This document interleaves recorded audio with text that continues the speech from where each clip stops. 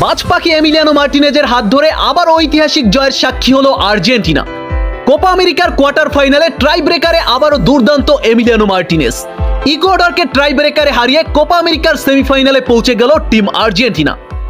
মেসির পেনাল্টি মিসের পরও একক নৈপুণ্যে আর্জেন্টিনাকে সেমিফাইনালে পৌঁছে দিল এমিলিয়ানো মার্টিনেজ। এমিলিয়ানো মার্টিনেজের দুর্দান্ত পারফরমেন্সের পুরো অংশ থাকছে আরিফুল ইসলামের প্রতিবেদনে। বন্ধুরা, কোপা আমেরিকার কোয়ার্টার ফাইনালে নাটকীয়তার মাধ্যমে ট্রাই ব্রেকারে জয় পেয়েছে আর্জেন্টিনা। ম্যাচের শেষ মুহূর্তে গোল খেয়ে এক গোলে ম্যাচ শেষ করে আর্জেন্টিনা। আর্জেন্টিনার হারতে বসা ম্যাচে জয়ের নায়ক এমিলিয়ানো মার্টিনেজ। আবারও সেই বাজপাখি মার্টিনেজের হাতেই পরাস্ত হলো ইকুয়েডর।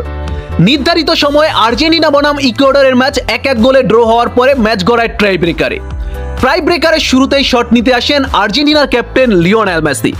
দুর্ভাগ্যবশত মেসির পেনাল্টি শটটি বার পোস্টে আঘাত করে। স্বাভাবিকভাবেই মেসির পেনাল্টি মিস